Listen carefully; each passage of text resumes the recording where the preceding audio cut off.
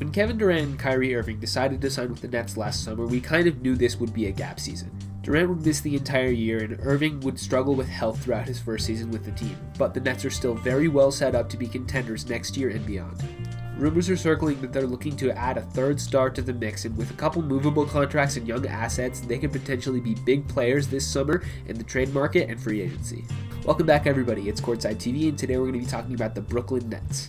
Kevin Durant unfortunately missed the entire season after tearing his Achilles in last year's finals with the Golden State Warriors, but we know Kevin Durant to be, what he is. He's a top 5 player in the NBA when he's healthy, and there are some questions about how he'll look when he comes back from an Achilles injury. You never are too sure with that type of injury. It's very serious for a lot of players to try to come back from, and it could potentially have a big detrimental effect on his career. But personally, I think KD will end up being just fine. He has, that type of skill set where he's a great shooter, he can get to his spots, his game isn't super reliant on athleticism, and so he shouldn't be, too adversely affected by that Achilles tear. I think we will see a different Kevin Durant. He'll have to adjust his game slightly to account for it, and I'm sure that there will be some rust when he does end up coming back from that injury, but I think that he will, still be a borderline, top 5, at the very least top 10 player in the NBA. I think it'll take some time to shake off the rust and get back into it. But when it comes down to it, Kevin Durant is one of the best players of this era and certainly still is one of the best players in the league.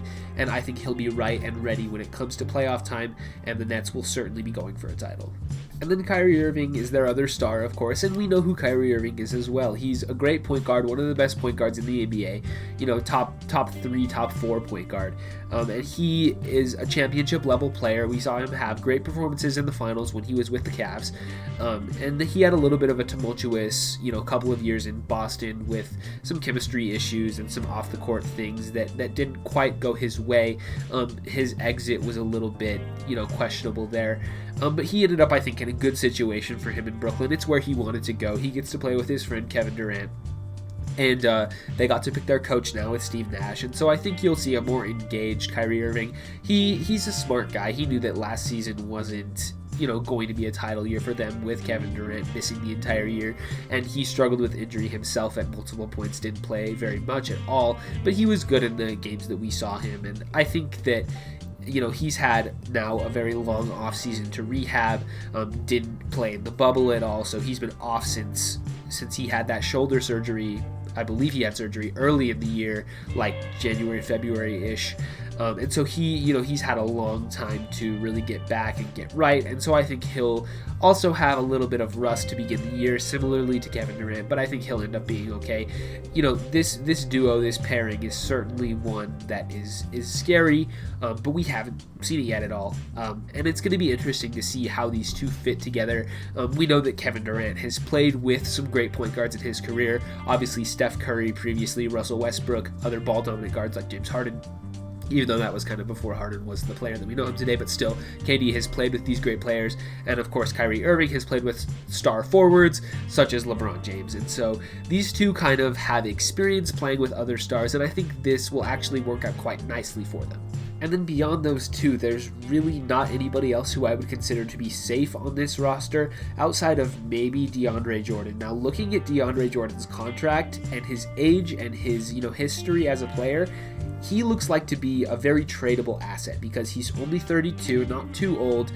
He's obviously not the player that he once was as an all-star center, but he's making, $9-10 million a year. That's a perfect salary filler type of guy if the Nets were to be trading for a star, but I don't see them trading him just because of his friendship with KD and Kyrie Irving. The reason he was brought to Brooklyn was because those guys, part of their agreement to come there was that they bring DeAndre Jordan along as well. And that's kind of their core 3. And so I don't see ownership doing anything to upset Irving or Durant, of course.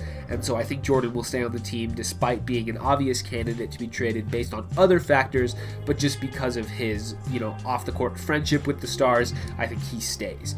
And so beyond that, you look at their other trade pieces, and you're going into guys like Spencer Dinwiddie, Karis LeVert, Taurean Prince, and then, down at the roster, you have a couple of young assets, Jarrett Allen, John Anusa, Rudions Kurucs, Claxton. all those guys are potential candidates to be moved if the Nets are looking for a third star. They've been rumored to be looking for another piece, and there's a couple guys that are out there on the trade market that they might be interested in. I brought up a potential trade for Rudy Gobert in my video about the Jazz. Potentially Drew Holiday, Bradley Beal are all names that have been thrown out as possibilities for the Nets. I think that, some of those I think could be pretty likely. I did really like a deal for Gobert involving Spencer Dinwiddie, Taurean Prince, Jarrett Allen, guys like that, potentially making up salary filler, and LeVert as well. I think that would make sense for both sides, potentially. There would also be a trade for Drew Holiday. I think that would work. He would form a nice backcourt pairing with Kyrie Irving, especially, helping to shore up the defense with his defensive capabilities. I think he fits well with this team as well. So, potentially those two, I think, are great targets for the Nets to consider if they were looking to bring in a third star. And so that, I think, is something that it'll be heavily rumored in the months leading up to free agency, and I would not be surprised at all to see the Nets go hunting for a third big name piece. And then looking at their free agents here, they've got a lot of them because they were so ravaged by injury and players opting out of the bubble. So they had signed a lot of replacement players to come play in the bubble for them. It was basically a brand new team, and so they've got a lot of these free agents that they kind of had an audition for in the bubble to see potentially who they might like to bring back for next year's team. And so they've got a couple guys here. And we're also looking at Joe Harris, who is their biggest free agent. He is one of the better shooters in the league, one of the better pure shooters. He's a great piece for a championship contender to have. A guy who can just hit timely three-point shots is always a guy you would like to have on a contender. Harris has weaknesses as a player as well. He's not amazing on defense, can't really handle the ball pass as super well. The type of player that I'm talking about, really just pure shooters. And so Harris is on his expiring contract. He will be a free agent this offseason, and he is a guy that I would prioritize bringing back. I'm not sure what the market range for him is going to be like. He's certainly a guy that will draw interest on the free agent market. I'm expecting, a raise on his current contract of about $7.5 million, should go up to, 10, 11, 12-ish. Potentially are ballpark figures for Joe Harris, maybe even more than that, I don't really know. But he's a guy that I think the Nets are going to try to extend, and I think that they probably will get it done. It makes sense to me to pursue an extension with Harris. He's been a nice piece for them over the years, and I think he fits well with this championship core. And then you got a team option for Garrett Temple. I assume they will take that. He is a nice veteran, can play a role for you, good defensively, veteran leader in the locker room. I think he's a good piece on that cheaper deal. Wilson Chandler, not hugely consequential on that minimum contract, potentially another year if they felt like he helped them enough this year. And then you got down at this bottom of this roster, Jamal Crawford. Unfortunately, we didn't get to see him much. I think he played the one game in the bubble before having a hamstring issue, and then he missed the rest of the time. So much for that comeback. Unfortunately, he had about 5 minutes of game time with the Nets, which sucks. It might be the end of Jamal Crawford's career. I wouldn't rule out a Nets return. I think he makes a little bit of sense for them as a scorer off the bench. But again, he's 40 years old. It's not like he is going to be providing too much for you. So maybe if they want that veteran mentorship and a guy who can come in and get you a bucket, every so often if you really need offensive spark plug off the bench, maybe they consider a Jamal Crawford another year of him. Lance Thomas, Justin Anderson, Dante Hall, a lot of those guys are pretty inconsequential. Tyler Johnson, actually, I thought he played pretty well in the bubble. I would not be surprised to see them bring him back for another year on a 1-year contract. And then Jeremiah Martin, Chris Chiozza. These are all kind of younger tryout type of guys. And I'll be honest with you, I didn't watch much of the Nets in the bubble. They weren't, high on my, wow, we gotta see what the Nets are doing tonight. Like I said, it was pretty much their BC team. They had just a lot of opt-outs, and so it was pretty much a brand new team. They knew they weren't going anywhere. Neither of their stars came to the bubble, and so it was kind of just a tryout. So a lot of these guys, I didn't really spend a lot of time watching them. All I know is I thought Tyler Johnson did play pretty well. And then beyond that, I heard some good things about Dante Hall. Justin Anderson I thought was okay. So maybe some of these guys are guys that you bring back, or you'll look on the free agent market for other targets. But they've got a lot of free agents coming up, and so it just depends on what they saw in the bubble out of these guys and what they think that they can provide to a team that's actually going to be contending next year. So overall, I think the Nets are potentially set up to make some big moves this offseason. I think they could be one of the biggest players this offseason in free agency and trades. Like I said, they're looking for that third star, and so I will throw out names like Drew Holiday, Rudy Gobert, Bradley Beal. I think the most likely out of those options is probably Holiday. I think he makes a lot of sense for this team, and if the Pelicans were open to a trade for him, I think that, the Nets should throw an offer over there, see how much it would take. But I do believe that Caris LeVert is a prime candidate to be moved this offseason. He's young, on a pretty fair deal for what he does for you. We saw him, kind of be that guy for them in the bubble. He was really their core offensive piece. I don't know if he necessarily fits once Irving and Durant are both healthy, because we're not sure if he can play off ball as much as the Nets are probably going to need him to. And so, potentially flipping a young asset like Caris LeVert for another all-star, I think that makes sense for them. So Holiday, Bradley Beal, Gobert, whoever's available, I would expect the Nets to take some looks at those guys. And then other than that, you have these movable contracts. Spencer Dinwiddie is another guy that would be there for salary filler, Taurean Prince as well. And then the young assets, Jarrett Allen has the most value. I don't anticipate a trade for DeAndre Jordan, like I mentioned earlier.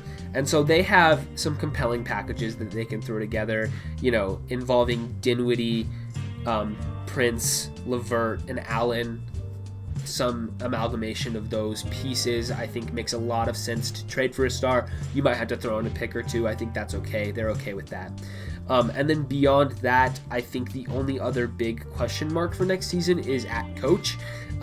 They hired Steve Nash, which was a pretty big surprise when that news dropped. He had spent the last couple years working as a player development consultant for the Golden State Warriors, and so he had kind of built up a friendship with Kevin Durant. I assume he would have known Kyrie Irving from somewhere else as well. They probably crossed paths before. And so Nash was kind of a surprise hire given his lack of experience as a coach. He hasn't ever coached before. He's done the player development, like I mentioned, but not any sort of head coaching or even assistant or whatever. And so that was a little bit of a surprise, but I don't necessarily think it's a bad fit. We've seen a lot of these former great point guards transition well into coaching. We know that Nash has a great mind for the game, and he obviously knows what he's doing. He's been a floor general, for his entire career. He was one of the smartest players. We saw him win 2 MVPs. Unfortunately, never got over the hump to win the title as a player, but he has, a long career, and he was a great player when he was there, regarded as one of the smartest players to ever play. And so I think he makes sense as the coach.